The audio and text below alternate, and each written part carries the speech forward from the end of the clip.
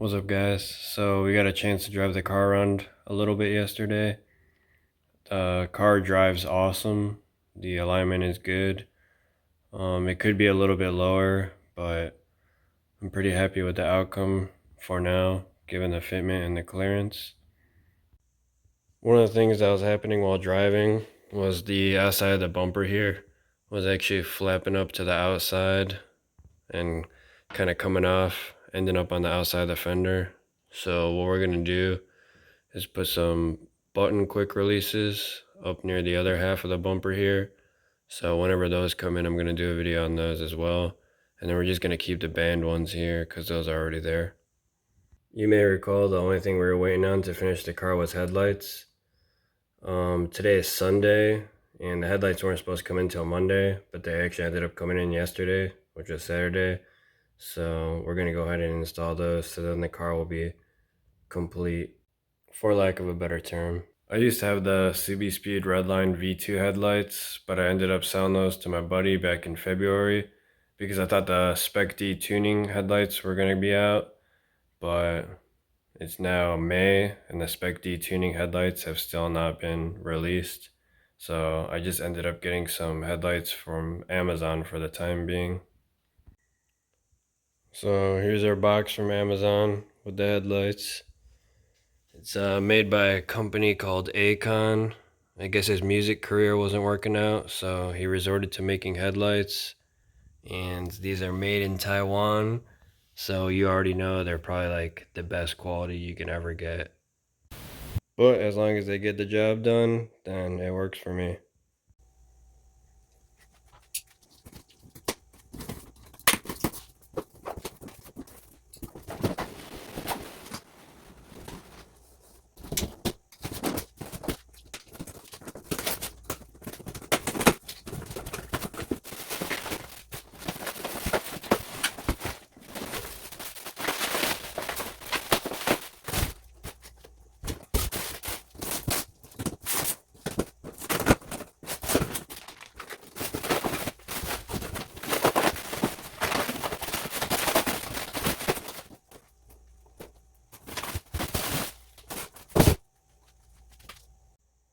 Alright, so I got everything unboxed. In my opinion, these look pretty good. I think they're simple and tasteful. I know some people don't like the design, but I personally like it. And for the price point, you can't really beat it. So we got the 2 headlights, instruction sheet, and 4 vampire clips. So vampire clips are very similar to T-taps. They're basically the same thing, except they're spliced side by side as opposed to perpendicular. And we're going to use these vampire clips to splice into the turn signal right there. And luckily we got turn signals built into these headlights because with the SBTK fog light deletes, the OEM turn signal is deleted, so I always rely on the turn signal and the headlights to take care of that job for me. We're going to go ahead and get one of these headlights into position and then do the wiring. There's a million videos on how to take the front bumper off, all that stuff in order to install the headlights and remove the OEM ones. Obviously I don't have any headlights to remove, so we're going to take the bumper off, take the headlight bracket off, and then we should be good to install.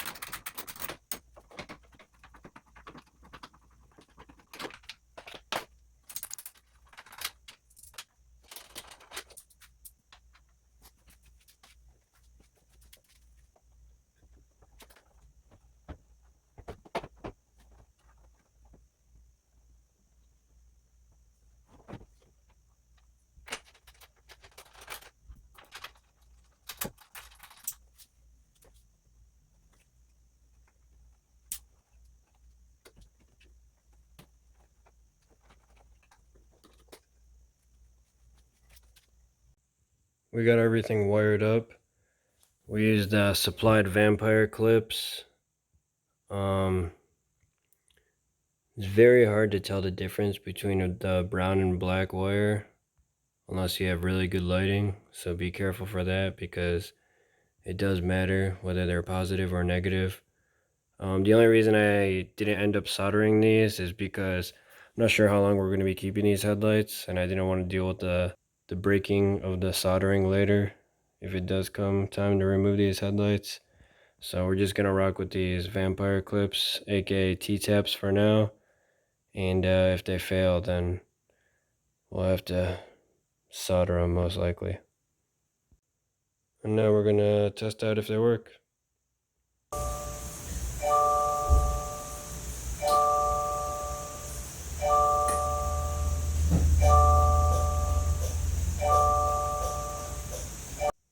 Alright, so I totally lied. For the life of me, I could not get these stupid T-taps to work. So what I ended up doing was using my micro screwdriver set to pop all the prongs out of the OEM connector. So there's the prongs right there. And then I'm probably gonna solder these in for a more solid connection. We finally got everything wired up and working. So now we're gonna reinstall the headlight bracket and get everything fitted nicely. Now that we got our headlight bracket in, we're going to go around and torque these bolts down. These torque specs are all 5.5 foot-pounds, or if you convert it to inch-pounds, it comes out to 66. With the fender being pulled so far, our fitment is just a little bit off, but it's not too bad, and it's something that I'll be able to live with in order to pull off this fitment. Throw these T-taps in the trash where they belong.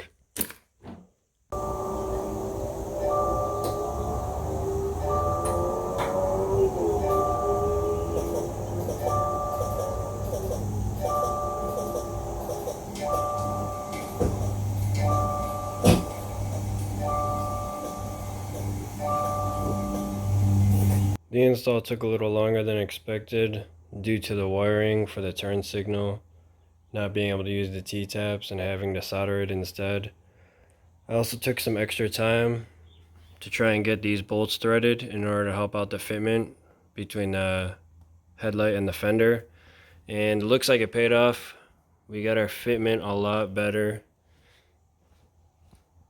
It's looking pretty much identical on both sides, even with the fenders being pulled and the fenders having spacers behind them.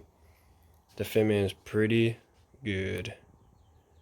If you guys are ever having any fitment issues, whether it be your fender or your headlights, it's all about the finesse of these bolts that hold everything in, the bracket, the headlight, and the fender. All these bolts can be loosened up and the components can be wiggled around a little bit until you find the best fitment for them. And then the torque spec for all the bolts that hold everything down is all the same, 5.5 foot-pounds or 66 inch-pounds. Here's the final fitment with the bumper on.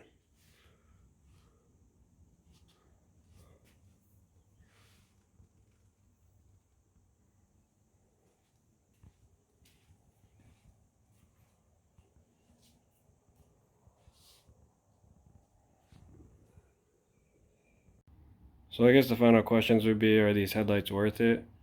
Personally, I think they are.